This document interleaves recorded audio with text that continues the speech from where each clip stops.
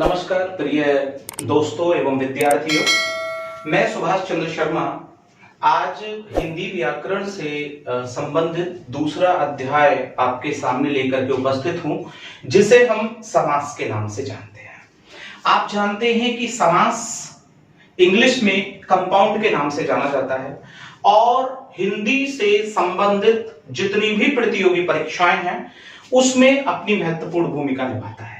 तो चलिए आज हम समास की जितनी भी बारीकियां हैं, जिस प्रकार के प्रश्न उसमें आते हैं और जितना भी हम अच्छे से अच्छा स्कोर करने हेतु इसे अच्छे से सीख सकते हैं, तो वो सभी प्रयास और उन प्रश्नों पर चर्चा हम करते हैं। इसके बाद जैसा कि मैंने उपसर्ग प्रत्यय अध्याय में भी आपको बताया था, मैं इसका जो अभ्यास प्रश्न है उस पर भी श्रृंखला आपके सामने लेकर के आऊंगा, लेकिन पहले समास अध्याय। तो देखिए, आज सबसे पहले हमें देखना है कि समास क्या है। ठीक है, देखिए समास से तात्पर्य है दो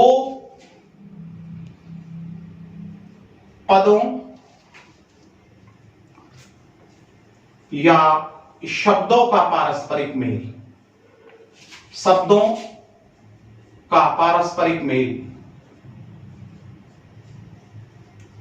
पारस्परिक मेल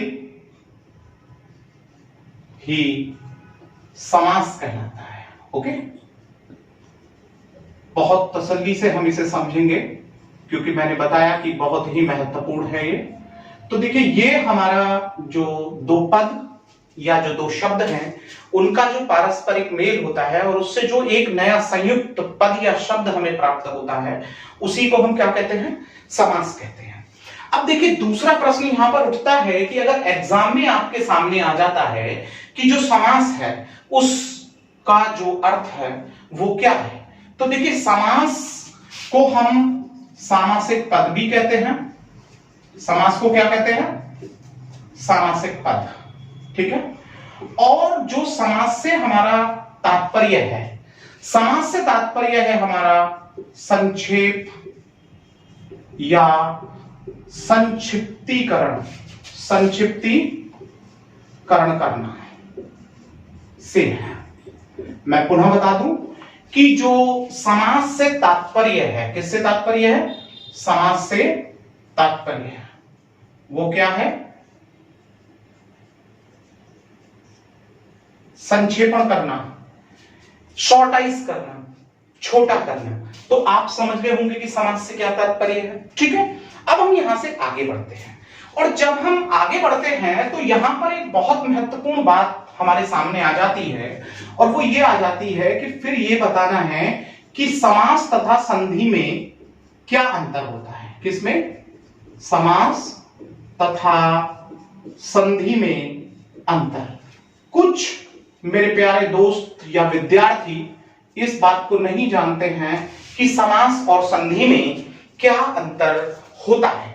अब जब हम बात कर रहे हैं कि समास और संधि में हमारा क्या अंतर होता है, तो हम समास में तो दो पदों का मेल कराते हैं। किसका मेल कराते हैं? दो पदों का या दो शब्दों का मेल। जरा ध्यान दीजिएगा, दो पदों का या दो शब्दों का मेल कराते हैं। लेकिन जो हमारा संधि होता है उसमें दो वर्णों या मात्राओं का मेल होता है। दो वर्णों का मेल होगा या दो मात्राओं का मेल होता है। तो दोनों में अंतर आपको दिखाई दिया।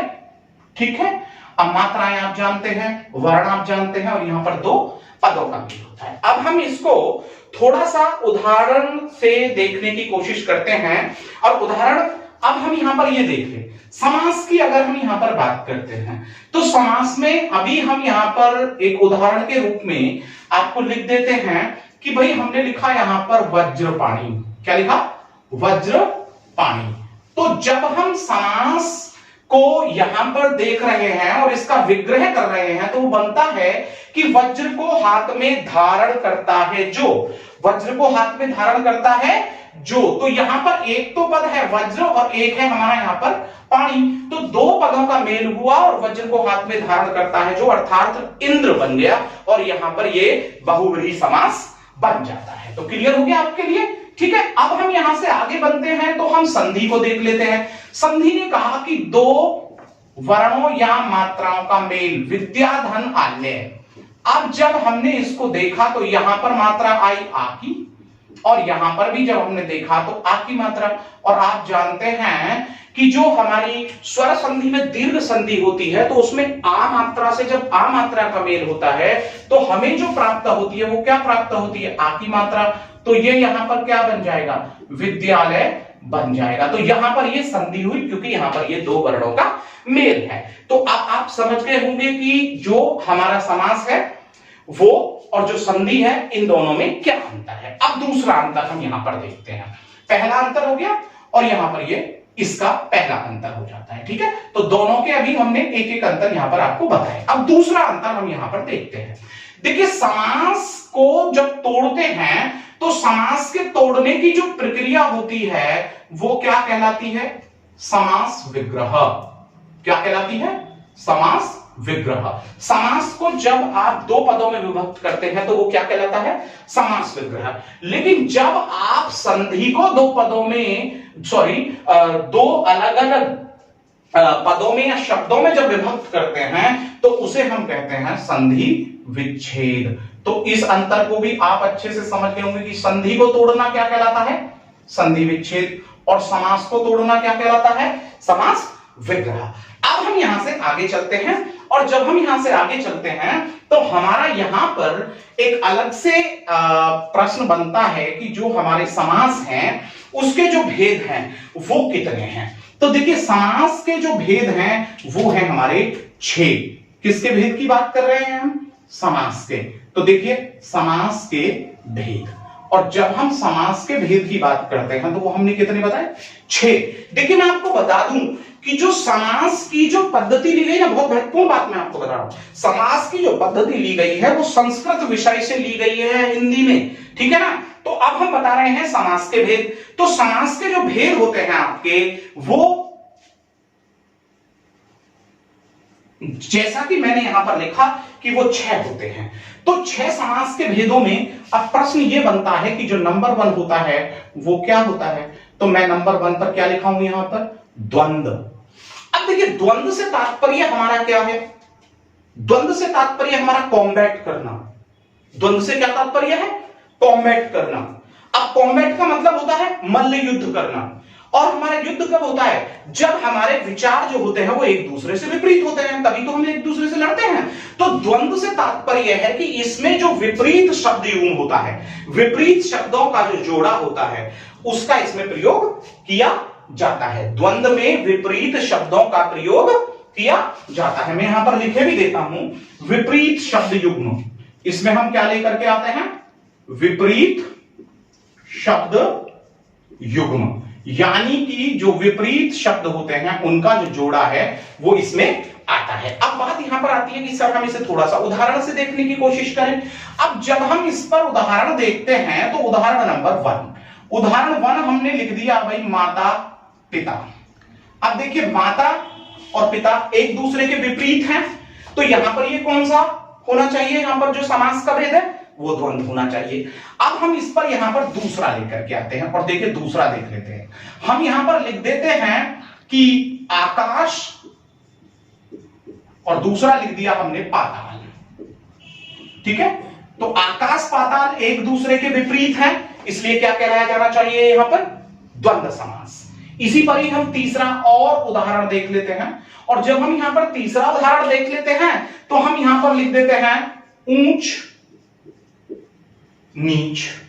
तो जब हमने ऊंच नीच को देखा तो ऊंच नीच एक दूसरे के क्या होते हैं, विपरीत होते हैं, तो यहां पर भी क्या होना चाहिए, द्वंद्व। कुछ इस प्रकार से भी वो दे सकता है यहां पर कि जिसे हम इस प्रकार से ना देखें और हम यहां पर लिख दें चराचर।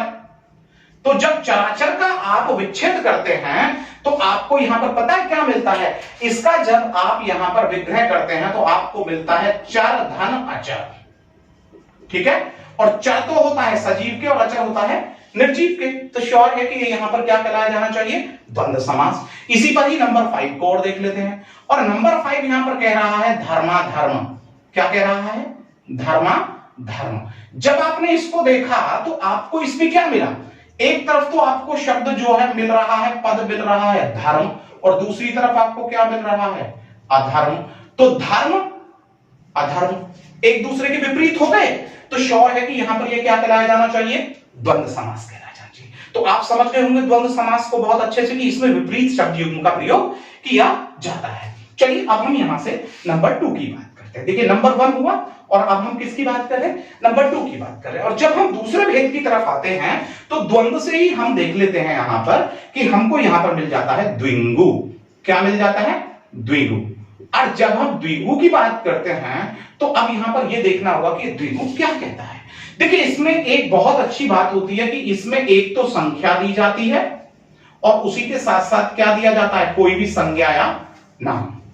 संज्ञा और प्लस संख्या दी जाती है, ठीक है ना, कोई आवश्यकता नहीं है, कोई आवश्यकता नहीं है। बिल्कुल आप इसे समझ लें कि यहां पर संख्या है और इसमें संज्ञा है। अब किसी भी तरीके से आपको आवश्यकता नहीं कंफ्यूज होने की, ठीक है। तो यहां पर उसने दिया कि संख्या और प्लस संज्ञा। अब संख्या और संज्ञा याद रखिएगा, मैं आगे अंतर भी बताऊंगा, बहुव्रीहि में भी आ सकते हैं, लेकिन इसमें जो पद है वो बदलेगा नहीं, ज्यों का त्यों रहेगा, जबकि बहुव्रीहि में बदल जाता है। तो संख्या और संज्ञा की जब हम यहां पर बात करते हैं तो देखिए यहां पर दो बातें जरूर आएंगी। या तो इसमें समूह आता है बाद में, जब इसका हम समास विग्रह करते हैं ना, या तो समूह या समाहार। देखिए मैं इसकी ट्रिक यहां लिखे देता हूं, या तो इसका विग्रह करने पर आपको समूह मिलेगा या क्या मिलेगा, समाहार मिलता है, राइट है।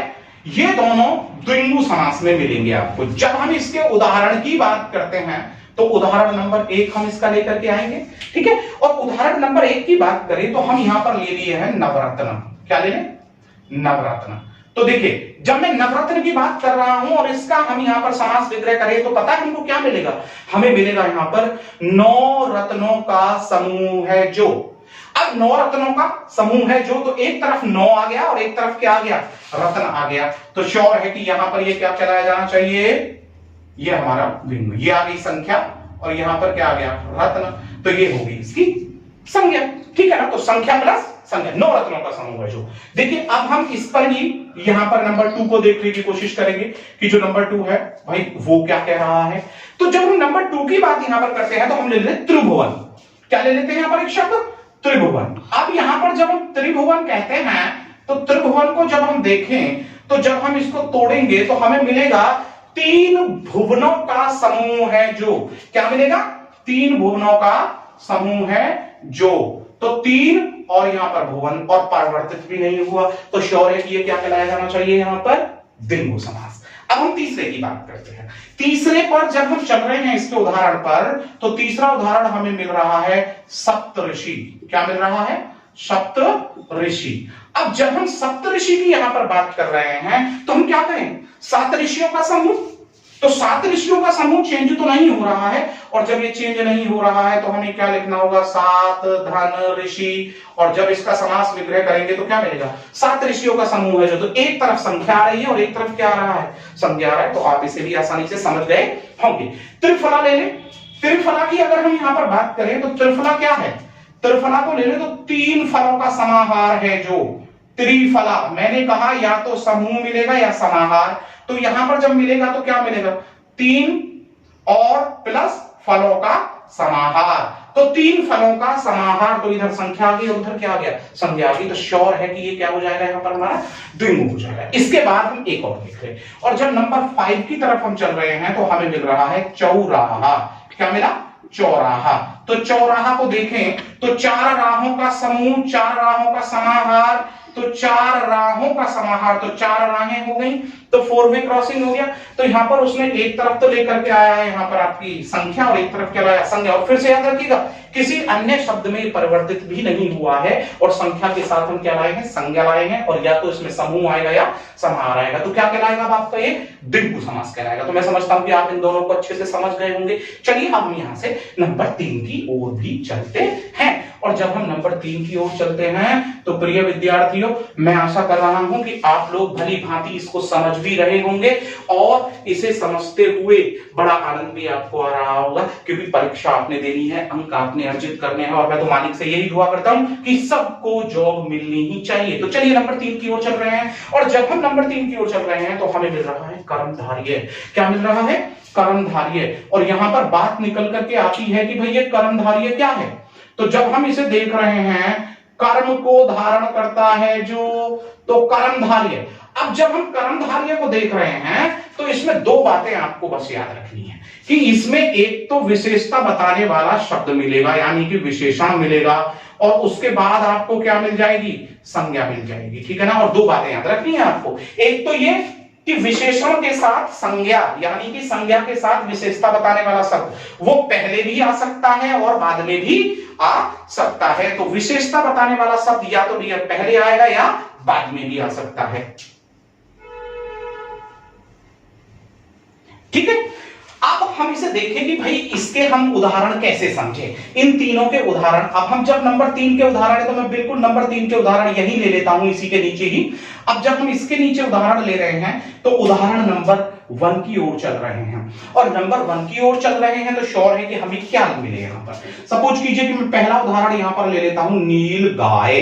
क्या ले लेता हूं? नील गाय। तो जब आप इसका समास विग्रह करेंगे तो क्या करेंगे? नीली धन गाय। तो नीली है गाय जो, नीली है गाय जो, तो गाय की विशेषता क्या है? नीली है, और इसमें जो का प्रयोग किया जाता है। तो नीली है गाय जो, तो श्योर है कि यह गाय की विशेषता नीली है, तो क्या कहलाया जाना चाहिए? कर्मधारय कहलाया जाना चाहिए। चलिए हम दूसरा उदाहरण भी देख लेते हैं। जब इसके दूसरे उदाहरण की ओर जा रहे हैं तो वो हमें मिलता है महर्षि। क्या मिलता है? महर्षि। और जब हम महर्षि की बात कर रहे हैं तो हम जब इसको तोड़ेंगे तो हमें मिलता है महान है ऋषि जो। महान है ऋषि जो। तो जरा आप ध्यान दीजिए, ऋषि की विशेषता क्या है? महान। तो श्योर है कि ये कर्मधारय है, क्योंकि विशेषण के साथ इसमें क्या आ रही है? संज्ञा आ रही है। नंबर 3 की बात करते हैं। नंबर 3 में ले लेता हूं यहां पर का पुरुष। क्या ले लेता हूं? का पुरुष। और देखिए जब मैं का पुरुष की बात कर रहा हूं तो का मीन्स होता है कायर, का से तात्पर्य होता है कायर। तो आप इसे क्या करने वाले हैं? कायर है पुरुष जो, तो कायर है पुरुष जो। तो देखिए आप जरा ध्यान दीजिए, कायर है पुरुष जो, तो पुरुष की विशेषता क्या है यहां पर? कायर है। तो श्योर है कि फिर से विशेषण धन संज्ञा आ गई है इसमें, तो श्योर है कि क्या कहलाया जाना चाहिए? प्रिय विद्यार्थियों, प्रिय दोस्तों, ये यहां पर कहलाया जाना चाहिए कर्मधारय समास। फिर हम आगे बढ़ रहे हैं। हमने यहां पर नंबर 4 लिया, परमात्मा। क्या ले लिया? परमात्मा। और जब हम परमात्मा की यहां पर बात कर रहे हैं तो यहां क्या लेंगे? परम, यानी कि उच्च। परम है आत्मा जो, परम है आत्मा जो, और आत्मा की विशेषता क्या है? परम। ठीक है ना? तो सबसे ऊंची, सबसे उच्च, तो सीधी सी बात है कि यहां पर विशेषता है, तो ये क्या कहलाया जाना चाहिए? यहां पर भी ये आपका कर्मधारय। इसके बाद नंबर 5, नवयुवक ले ले, नवयुवती ले ले। तो मैं यहां नवयुवक ले लेता हूं, और नव, नव का मतलब जवान जो हो रहा है, तो यहां पर हो जाएगा नव है युवक जो। ठीक है ना? नया है युवक जो।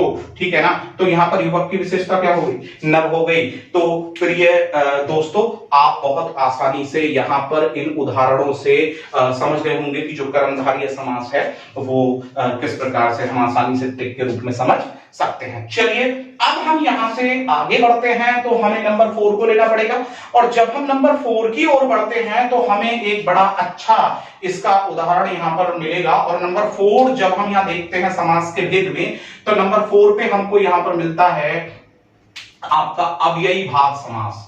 क्या मिलता है? नंबर 4 अव्ययी भाव समास। जरा ध्यान दीजिएगा, अव्ययी भाव समास। अब जब हम अव्ययी भाव समास की बात कर रहे हैं तो श्योर है कि इसके लिए भी एक ट्रिक है, और ट्रिक वो है कि इसमें एक तो मिलेगा अव्यय, और अव्यय के साथ साथ आपको मिलेगी कोई भी शब्द मिलेगा। तो हम यहां पर संज्ञा या शब्द कोई भी बोल सकते हैं यहां पर, तो कोई भी शब्द आपको मिलेगा।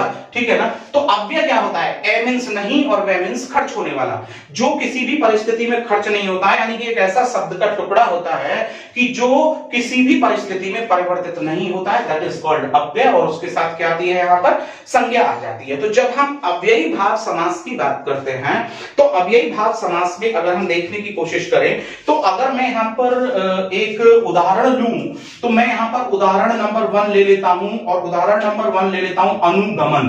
और अनु मीन्स होता है पीछे, और गमन मीन्स होता है चलने वाला, तो जो गमन करता है। तो जब मैं अनुगमन को यहां पर तोड़ता हूं तो अनुगमन मिलता है हमको कि भाई हम इसे कैसे समझें। तो गमन के पीछे, गमन यानी कि किसी को फॉलो कर रहा है जब, तो गमन के पीछे गमन। अब गमन के पीछे गमन, जो व्यक्ति कुछ कर रहा है और बिल्कुल उसी के हूबहू कोई कुछ कर रहा है तो उसे ही तो अनुगमन करना कहा जाता है। तो अनुगमन आप आसानी से समझ गए होंगे क्या होता है। दूसरा हम यहाँ पर वर्ड ले लें, अब अनुगमन हो गया, मैं दूसरा वर्ड यहाँ पर ले लूं, माना प्रतिदिन ले लूं, प्रति वर्ष ले लूं, प्रतिपल ले लूं। तो देखिए अब यहाँ पर प्रति वर्ष ले लिया मैंने, सपोज कीजिए क्या ले लिया यहाँ पर, अभी प्रति वर्ष आपको आपके एग्जाम में मिल जाता है। तो जब हम प्रति वर्ष की यहां पर बात करते हैं तो यहां हर वर्ष ही तो आएगा, प्रति हर, और यहां पर क्या हो जाएगा वर्ष, तो हर वर्ष तो होने वाला, प्रति वर्ष, तो यहां पर देखिए प्रति से तात्पर्य हमारा हर चाहिए, प्रति वर्ष, प्रतिपल, प्रतिदिन, प्रति घड़ी। अब हम यहां से आगे बढ़ने की कोशिश करते हैं और एक और वर्ड लेते हैं, और एक और वर्ड लेते हैं तो यहां पर मिलता है यथा योग्य। क्या मिलता है? यथा योग्य। तो केवल यथा योग्य ही क्या, यथा संभव भी हो सकता है, यथावत भी हो सकता है, यथाशक्ति भी हो सकता है। तो यथा योग्य की बात करें तो जो जितना योग्य है, हम क्या बोलेंगे, जो जितना योग्य है। तो इसमें बताइए कि अव्यय क्या है, इसमें अव्यय है यथा, जो जितना योग्य है। तो इसके अंदर जो अव्यय है यथा, इसमें प्रति, इसमें अनु, और ये बार बार किसी ना किसी शब्द के बाद लगेंगे, पहले लगेंगे आकर के, और फिर उसके बाद ये संज्ञा के साथ जुड़ करके उसे परिवर्तित करेंगे। जैसे कि मैं अब इसमें नंबर 4 लिख दूं, और नंबर 4 लिख दूं तो मैं आजीवन ले सकता हूं, आजीवन। अब आप देख सकते हैं आजीवन हो सकता है तो क्या आमरण नहीं हो सकता, क्या आगंतुक नहीं हो सकता। तो आजीवन की बात करें तो इससे तात्पर्य होगा जीवन पर्यंत। क्या होगा? जीवन पर्यंत। तो हम देख रहे हैं कि जो आ है वो बार बार अगर आकर के जुड़ रहा है किसी शब्द से पूर्व में, और उसका जो अर्थ है वो परिवर्तित कर रहा है यहाँ पर समासिक रूप में, तो वो क्या कहलाएगा यहाँ पर, ठीक है। अब लास्ट और देख लेते हैं, अत्यधिक। देखिए अत्यधिक की अगर हम बात करें तो जब इसे संधि के रूप में तोड़े तो अति धन अधिक हो जाता है ना, तो अधिक से अधिक, अत्यधिक का मतलब होता है कि जितनी हमें जरूरत है उससे और ज्यादा, तो अधिक से अधिक, तो अधिक से भी अधिक है जो, वो क्या कहलाएगा, वही तो कहलाएगा अत्यधिक। तो श्योर है कि आप इसे समझ गए होंगे कि ये क्या है, यहां पर ये अत्यधिक में जो दिया है वो अति बनेगा, आपका जो अव्यय बनेगा। तो श्योर है कि आप समझ गए होंगे कि ये क्या है, अब यही भाव समास है। तो समास के जो 3-4 भेद हैं आप आसानी से समझ गए हैं। अब हम नंबर 5 की ओर चलते हैं और देखते हैं कि क्या कहता है नंबर 5। नंबर 5 की अगर हम यहां पर बात करते हैं तो नंबर 5 के लिए प्रिय विद्यार्थियों आप लोग देख रहे हैं कि हमें यहां से कुछ ना कुछ हटाना पड़ेगा। तो चलिए हम नंबर 5 के लिए यहां से इसको हटा देते हैं, आपके अव्ययी भाव को, और नंबर 5 हम यहां पर और एक समास का भेद ले लेते हैं। तो जुड़े रहिए बिल्कुल अपने पसंदीदा YouTube चैनल के साथ, और आपके जिस भी मित्र ने अभी तक इस चैनल को सब्सक्राइब नहीं किया है तो उसको बोलिए कि वो जल्दी से जल्दी सब्सक्राइब कर ले। और चलिए हम चल रहे हैं नंबर 5, जो आप इसका भेद ले रहे हैं, किसका, समास का भेद, जो नंबर 5 आप ले रहे हैं। और नंबर 5 की बात करें तो तत्पुरुष समास। तत्पुरुष समास के बारे में मैं बता दूं कि तत्पुरुष समास के लिए आपको जो कारक चिन्ह होते हैं उन पर पकड़ बनानी अवश्यंभावी है, उस पर पकड़ आपको बनानी पड़ेगी। तो तत्पुरुष, जैसे कि आपने संस्कृत में पढ़ा है, विभक्ति चिन्ह प्रथमा ने द्वितीया को, तृतीया से चतुर्थी के लिए, पंचमी से भिन्न, षष्ठी काकेरी रारेरी, सप्तमी मैटे पर संबोधन के अरे हो। लेकिन अगर यहां पर प्रश्न आ जाता है कि बताइए कि तत्पुरुष के भेद कितने होते हैं, तो आपको पता है कि जो हमारे कारक चिन्ह है वो 8 हैं, लेकिन अगर वो पूछ लेता है कि तत्पुरुष के भेद कितने होते हैं तो 6 होते हैं। इसमें ना तो कर्ता तत्पुरुष होता है और ना ही आपका संबोधन तत्पुरुष होता है, और बाकी के सभी आपके जो तत्पुरुष हैं, कर्म तत्पुरुष होता है, कर्म तत्पुरुष होता है, ये सब तत्पुरुष के भेद होते हैं। लेकिन कौन कौन से नहीं होते हैं डियर स्टूडेंट्स, इसमें 2 नहीं होते हैं, एक तो कर्ता को नहीं रखना है और एक किसको नहीं रखना है, संबोधन को नहीं रखना है। अब हम देखें तो इसमें आपको क्या करना है, जो आपका तत्पुरुष समास है, जो नंबर 5 पर हमने बोला तत्पुरुष समास, तो बस एक ही ट्रिक होती है इसमें, और वो ट्रिक ये होती है कि विभक्ति चिन्ह का लोप, जो विभक्ति आपने अभी मैंने बताई आपको उनका लोप हो जाता है। विभक्ति चिन्ह जो भी दिया होता है उसका क्या करता है, वो छिपाव कर देता है, उसका वो लोप कर देता है। ये देख लीजिएगा, विभक्ति चिन्ह का लोप हो जाता है। ठीक है ना। आपको पता है कि कर्ता का विभक्ति चिन्ह क्या होता है, कर्ता ने, जबकि होता ही नहीं कर्ता तत्पुरुष, तो कर्म में क्या आता है, कर्म को संबोधन में क्या आता है, काकी गेरारी दे। करण में क्या आता है, से। अपादान में क्या आता है, से अलग होना, भिन्न होना। ठीक है ना। तो इन सबको आपको देखना पड़ेगा, तो इनका लोप इसमें मिलेगा। अब देखिए, चलिए मैं इसको कुछ उदाहरण से आपको बताने की कोशिश करता हूं। और जब मैं इसमें उदाहरण की बात कर रहा हूं तत्पुरुष में, तो जैसे कि अभी मैं यहां पर लिखने की कोशिश करूं और पहला यहां पर एक शब्द लिख दूं और पहला मैं उदाहरण लिख दूं ऋण मुक्त। क्या लिख दूं, जरा देखिए, ऋण मुक्त। तो जब आप इसका समासिक विग्रह करेंगे तो समासिक विग्रह क्या होगा, ऋण से मुक्त। तो ऋण से मुक्त हो गया, तो पहले तो इसमें विभक्ति चिन्ह से का लोप हो गया, तो श्योर है कि ये तत्पुरुष समास हो गया। लेकिन वो पूछ बैठे कि ये बताओ कि ये तत्पुरुष समास में भी कौन सा है। तो जब वो कहता है तो अपादान तत्पुरुष है, क्योंकि से अलग होना, आप ऋण से अलग हो गए हैं, ऋण से मुक्त हो गए, तो अपादान तत्पुरुष है। फिर अगर मैं यहां पर और बोलने की बात करता हूं, नंबर 2 बोल दूं और मैं बोल दूं राजसभा। क्या बोल दूं, राजसभा। जब आप इसे तोड़ेंगे, जब आप इसका समास विग्रह करेंगे तो क्या मिलेगा, राजा की सभा। अरे मिलेगा कि नहीं। और इसमें क्या मिला, राजा की सभा। तो राजा का सभा से संबंध है और सभा का राजा से संबंध है, तो श्योर है कि यहां पर ये कौन सा हो जाएगा, संबंध तत्पुरुष। इसी प्रकार से हम तीसरा देख ले, तो तीसरा हम यहां पर अगर देखें तो नरोत्तम हम देख ले। क्या देख ले, नरोत्तम। और जब हम नरोत्तम को देख रहे हैं तो नरोत्तम में मिलेगा आपको नरों में उत्तम है जो। तो यहां पर देखिए, नरों में उत्तम। तो देखिए यहां पर जब हमने देखा तो नरों में उत्तम, तो मैं पेपर किस में आता है, अधिकरण में आता है, याद रखिएगा। तो यहां पर जब ये जो मे का लोप हो रहा है ना, ये अधिकरण तत्पुरुष की निशानी है, क्योंकि विभक्ति चिन्ह जो है इसमें अधिकरण है और उसका लोप यहां पर किया जा रहा है। इसी प्रकार से हम नंबर 4 बात करें तो गुरु दक्षिणा भी कह सकते हैं। कौन सी कह सकते हैं, गुरु दक्षिणा।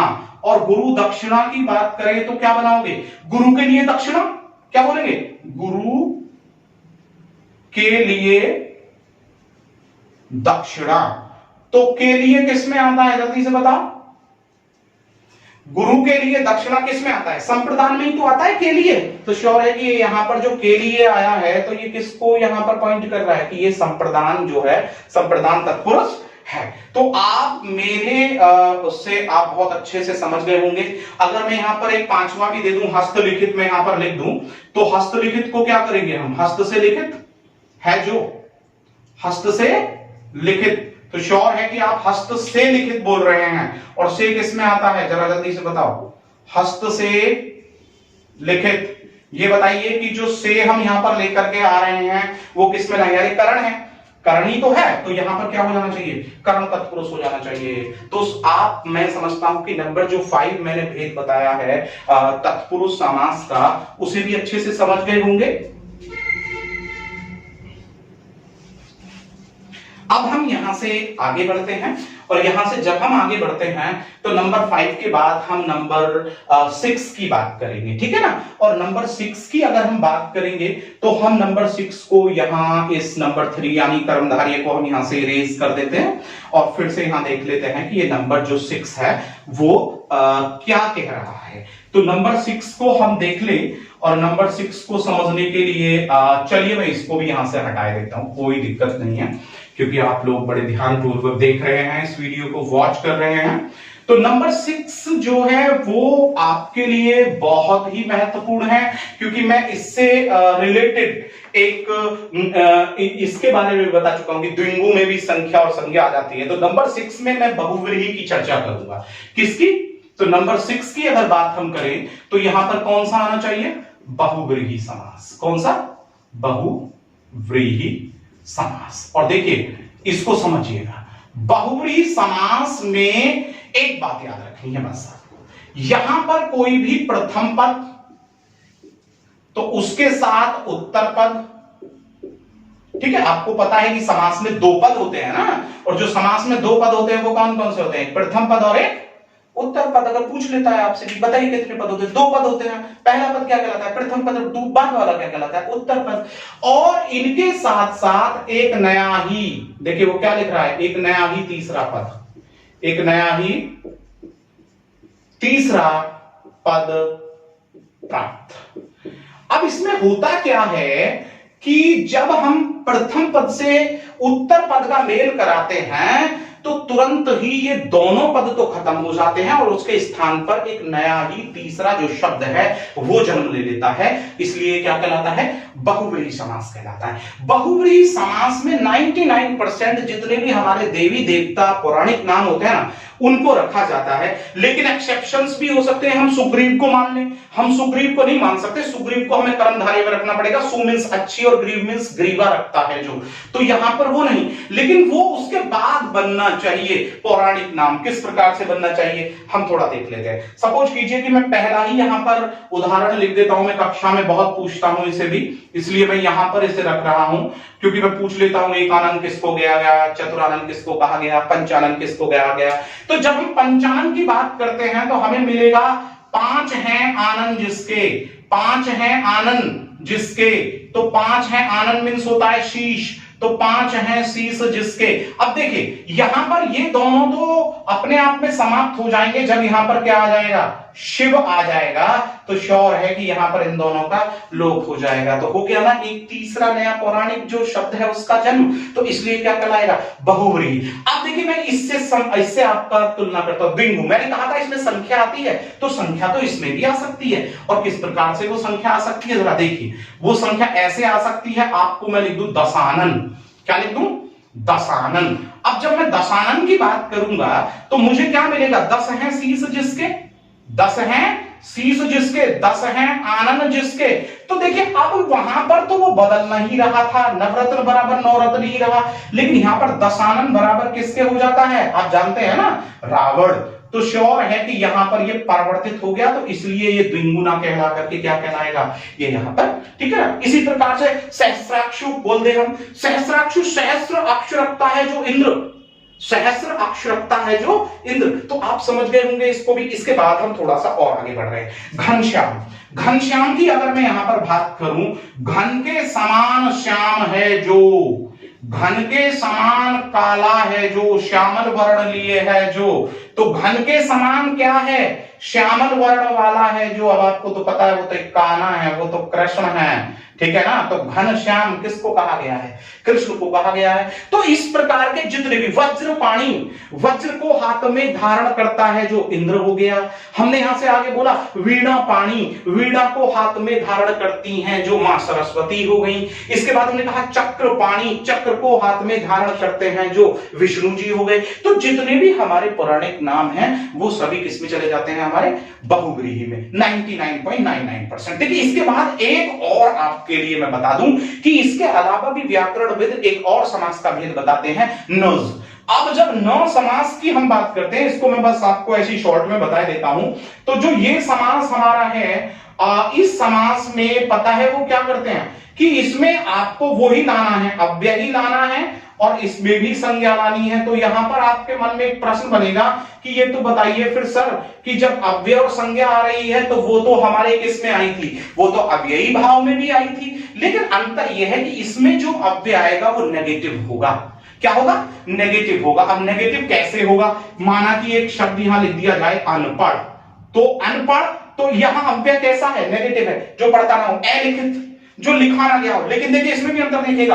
अभी एक शब्द दे दिया जाए अपराजित, तो एमिन्स तो नहीं क्या होता है, तो स्टूडेंट क्या लगा देंगे? न समास लगा देंगे, लेकिन नहीं होगा, वो अव्ययी भाव होगा। जानते हैं क्यों? क्योंकि अपराजित पॉजिटिव दे रहा है, जो कभी पराजित ना हुआ हो तो वो किस में चला जाएगा? अव्ययी भाव में चला जाएगा। अब इसके बाद एक और भी बात रह जाती है, और वो बात रह जाती है कि इसमें योग बहनों आप बहुत अच्छे से इस कक्षा को ध्यानपूर्वक सुने होंगे, और मैं पुनः कहना चाहता हूं कि अगर आपको ये कक्षा बहुत पसंद आई है तो इस पर लाइक करना, शेयर करना, कमेंट करना, और जो भी मेरे प्रिय भाई और बहन इसको अभी तक सब्सक्राइब नहीं किए हैं वो जल्दी से जल्दी इसको सब्सक्राइब करें। और इससे जुड़ी हुई जितनी भी आपको अभ्यास चाहिए तो वो आप @नीलांचल क्लासेस टेलीग्राम चैनल पर आकर के भी ले सकते हैं। मैं पुनः आपके सामने नए अध्याय के साथ उपस्थित हूंगा। धन्यवाद।